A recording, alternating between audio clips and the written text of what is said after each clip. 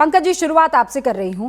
कल जिस तरीके से विपक्ष ने वॉकआउट किया, कहा मांग करता रहा विपक्ष पूरा टाइम कि चलिए भाई अब बात हो जाए, और जब चुनाव सुधार पर बात हुई तो बिल्कुल वही हुआ जो मणिपुर में किया गया। मणिपुर पर आप चाह रहे थे बात हो, जब बात की तो वॉकआउट कर गए।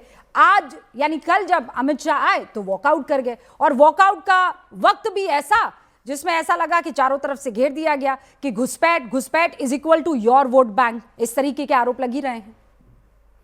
तो जब जवाब नहीं मिलेगा सारे प्रश्नों का तो वॉकआउट करने के अलावा विपक्ष क्या करेगा? 92 मिनट तक बोले गृह मंत्री जी, पता नहीं क्या क्या बातें कही, जो बातें प्रासंगिक नहीं थी वो भी सब कहीं। सारा ध्यान इस बात पर दिया कि किस तरह नेहरू को बदनाम करें, किस तरह कांग्रेस को बदनाम करें। निर्वाचन आयोग और निर्वाचन प्रणाली से जुड़ी हुई बातों पर कोई कायदे का जवाब नहीं दिया। अभी तो सारी मैंने सवाल और जवाब दिए पंकज जी, आप कह रहे हैं कि नहीं दिया। कौन सा मसला था जिस पर जवाब आपको नहीं मिला? आप जैसे आप कह रही हैं कि उन्होंने कहा कि इम्यूनिटी कोई नई बात नहीं है, 1951 से है। वो इम्यूनिटी ये इम्यूनिटी नहीं है। ये जो आजीवन दी गई है इम्यूनिटी, ये जो संरक्षण मिला है, ये अलग तरह का है। वो इम्यूनिटी तो सारे सुप्रीम कोर्ट के जजेस को मिली हुई है, सारे बड़े अधिकारियों को मिली हुई है। उसमें और इसमें जमीन आसमान का फर्क है। दिसंबर में ये जो किया ये अलग तरह की बात है। फिर कह रहे हैं कि सुप्रीम कोर्ट के प्रधान न्यायाधीश को हमने नियुक्ति समिति से बाहर नहीं किया। वो तो एक अंतरिम व्यवस्था थी। अगर वो एक अंतरिम व्यवस्था थी भी तो वो एक अच्छी व्यवस्था थी। प्रधान न्यायाधीश को अलग हटा करके ये अच्छी व्यवस्था आपके समय क्यों नहीं लागू हुई? ये जब भी लागू हुई, इसको बदलने के पीछे क्या रहस्य है? नहीं, जब भी नहीं, ये है। मैं रहस्य ये जानना चाहती हूं कि आप चाहते हैं कि इस सरकार में ये लागू हो जाए। मैं उस रहस्य को जानना चाहती हूं कि पिछली सरकारों में ये लागू क्यों नहीं हुआ, क्या वजह थी? पिछली सरकारों में एक व्यवस्था थी कि केंद्रीय मंत्रिमंडल की सिफारिश पर प्रधानमंत्री के कहने पर राष्ट्रपति नियुक्त किया करते थे। तो उसमें तो एलओपी भी नहीं था। मतलब एलओपी से राय ली जाती थी। कहां? एलओपी से राय ली जाती थी। कहां, कब राय? हमेशा नेता प्रतिपक्ष से राय ली जाती थी। नहीं, कहां? मुझे आपके कहने से नहीं ना सर, मैं ये कह रही हूं कि यहां पर जो समिति का गठन हुआ है इसमें तो एलओपी है।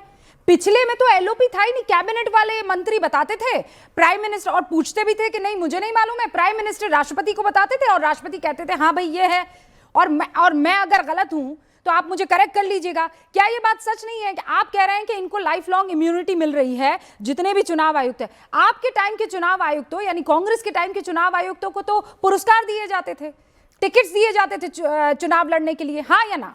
अब ये पुरस्कार और ये सम्मान और ये सब चीजें आज भी किन किन लोगों को 11 साल में दी गई हैं, बताइए। इसकी सूची भी आपके पास होगी। हाँ सर, कि किस तरह बगैर चप्पल के आते हुए देखा है मैंने। किस तरह सुप्रीम पद्म भूषण, पद्म विभूषण और भारत रत्न लेते हुए उन लोगों को, किस तरह सुप्रीम कोर्ट के प्रधान न्यायाधीशों को कैसे कैसे पदों से नवाजा गया है, जिन्होंने पता नहीं कैसे कैसे फैसले दिए जो सरकार को सुहाते थे।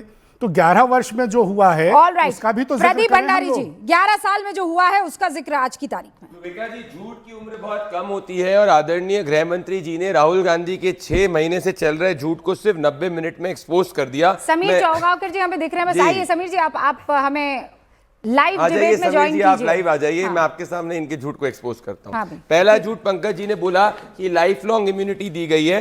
कोई लाइफ लॉन्ग इम्यूनिटी नहीं दी गई है। Only in matters of discharge of his official duty, जो एक सुप्रीम कोर्ट के 1985 के जज एक्ट के हिसाब से किसी भी सुप्रीम कोर्ट के जज को दी गई। और बाबा साहेब भीमराव अंबेडकर के संविधान के अंदर चीफ इलेक्शन कमिश्नर को कोई भी पॉलिटिकल पार्टी, पक्ष या विपक्ष, उसके दबाव में नहीं आने के कारण उसकी ड्यूटीज को करने के लिए जैसे एक सुप्रीम कोर्ट के जज को दिया जाता है वो दी गई है। क्योंकि एक चीफ इलेक्शन कमिश्नर का कॉन्स्टिट्यूशनल जो प्रावधान है वो एक जज के बराबर होता है। संविधान पढ़ के आइए। दूसरी बात इन्होंने कही, मैं रूबिका जी आपके शो पे पंकज जी के लिए ताली बजाऊंगा। अगर वो पिछले 70 साल में जब कांग्रेस पार्टी की सरकार थी, किस तारीख को लीडर ऑफ ऑपोजिशन से चीफ इलेक्शन कमिश्नर बनाने के लिए कांग्रेस पार्टी ने जो है ऑफिशियल एक कमेटी के अंदर राय मशवरा किया? ओके, पंकज डेट मैं आपको दे दूंगा। नहीं, अभी बताइए। अरे अभी कहां से पता ही नहीं है, क्योंकि कभी हुआ ही नहीं है ऐसा। पता ही नहीं है, ऐसा हुआ ही नहीं है। मैं रूबिका जी 70 सालों में नहीं, आपने बोला सुनिए, नहीं ऐसा। आप डेट बताइए ना पंकज जी, मैं आपको संविधान पढ़ता हूं। ये रहा संविधान की कॉपी, ये असली संविधान की कॉपी, ये खाली लेके नहीं आया। सुनिए संविधान की 324 का सब क्लॉज 2 क्या कहता है। सब क्लॉज 2 ये कहता है कि appointment of the chief election commissioner and other election commissioners shall be done by the law made by the parliament and it will be ratified by the president. इसीलिए जब ये कमिटी बनी, अभी तक सुप्रीम कोर्ट ने उसको नल और void नहीं किया और एक भी कोर्ट का इनके अंदर व्यक्ति नहीं गया जो कहते हुए कि अनकॉन्स्टिट्यूशनल है। और मैं इनसे वापस से कहना चाहता हूं, एमएस गिल कौन थे? इनको chief election commissioner Congress party ने खेल मंत्री बना दिया। कौन थे ये टीएन सेशन जिसकी बात करते थे कांग्रेस पार्टी के केस पे लड़ा? क्या बात कर रहे हैं? नवीन चावला कौन थे जो सोनिया गांधी के एनजीओ में काम करते थे? गोपाल स्वामी के डिसेंट के बावजूद आपने उनको चीफ इलेक्शन कमिश्नर बनाया। जस्टिस फजल अली कौन थे? सिटिंग सुप्रीम कोर्ट के जज को हिंदुस्तान के इतिहास में जवाहरलाल नेहरू के अलावा किसी ने गवर्नर नहीं बनाया, इन्होंने गवर्नर बनाया। इन लोगों ने संविधान को तहस नहस किया। वापस से बोलूंगा, 70 सालों में एक बार भी लीडर ऑफ ऑपोजिशन से कभी भी जब ये सरकार में थे चीफ इलेक्शन कमिश्नर बनाने के लिए इन लोगों ने राय मशवरा नहीं किया। पहली बार एक कमेटी बनी है और इसीलिए सुप्रीम कोर्ट ने एक भी कॉन्ट्रावेंट और आर्गुमेंट नहीं दिया है और इसीलिए कोर्ट में नहीं गए। लेकिन मसला क्या है सतीश केसिंग साहब? मसला क्या है? मसला यह है कि ईसीआई हमारे मुताबिक नहीं है, हमारी पसंद का नहीं है। कि मसला यह है कि एसआईआर क्यों हो रहा है? कि मसला यह है कि घुसपैठिए बाहर निकलने नहीं चाहिए? मसला क्या है? तीनों आपने जो कहा तीनों सही है। ईसीआई अपने मन का होना चाहिए, पहला तो यह है। हाँ।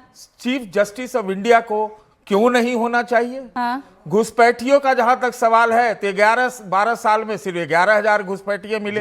बिहार, सुनिए बीच में मत बोलिए नहीं तो आपके बीच में भी बोले थे मेरे बीच में। सुनिए आप, अरे कौन बोले? आपके अलायंस पार्टनर बोले थे जिनको आप समर्थन कर रहे हैं। आप भी उन्हीं के लाइंस में हैं, आप जान लीजिए, हमको पता है आपके बारे में। अच्छा, आप कह रहे हैं सुन लीजिए, हमारी बी टीम। अरे आप बी टीम नहीं, आप लोग ए टीम है भ्रष्टाचार के। सुनिए, आपने आधा दर्जन सरकारों को गड़बड़ा दिया। किसको?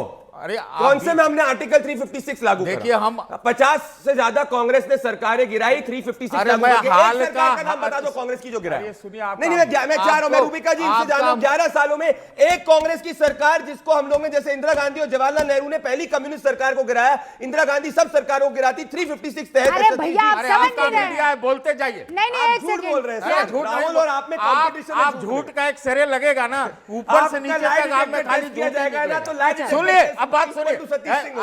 ओके प्रदीप जी रुकिए। सुनिए, सुन तो लीजिए, सुन तो लीजिए।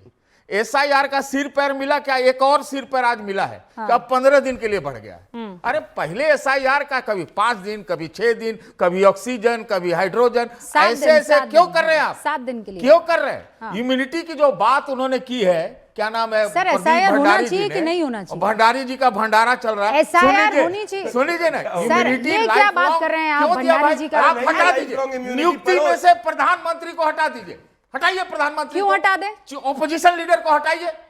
पूरे दुनिया में कई देशों में है। अरे सुप्रीम कोर्ट ये संविधान ही इसका इजाजत नहीं देता है, पढ़ लिख के नहीं आते। सुनिए, संविधान की धारा 324 आप ब्राजीलियन डुप्लीकेट खोजिए। क्या कहता है? आपको ब्राजीलियन नहीं मिली, ब्राजीलियन डुप्लीकेट खोजिए। सीनियर जर्नलिस्ट होके हुए आपको नहीं पता कि संविधान और कौन क्या कहता जर्नलिस्ट भी है? है। सुनिए, मैं आपके साथ पढ़ता हूं संविधान की धारा। अरे आप संविधान का मत पढ़ाइए, मैं संविधान ही पढ़ाऊं, रहने दीजिए। आपके बगल में प्रवक्ता बैठे हुए, संविधान हम पढ़े। आपकी दिक्कत क्या है? जब से आप राहुल गांधी के साथ में बैठने लग गए संविधान पढ़ना अरे भूल गए। देखिए, आप सुनिए ना, Superintendent's direction and अरे control मैं- of the अरे preparation मुझे of मौका electoral मिल जाता, roll आप राहुल will गांधी be के done समर्थक by हैं, the chief समर्थक हैं। election क्या commissioner। यार, आप ऐसे में मत बुलाइए। ऑलराइट, ओके, अब मैंने आप दोनों को सुन लिया। नहीं, हमको कहाँ सुना? हाँ, उन्हें आप वचन थोड़ी नहीं, दो। रुकिए, ये प्रदीप जी, भाजपा रुकिए, प्रदीप वाले जी। को उन्होंने मुंह के अपना बम है, बीमारी है इन लोगों को। सर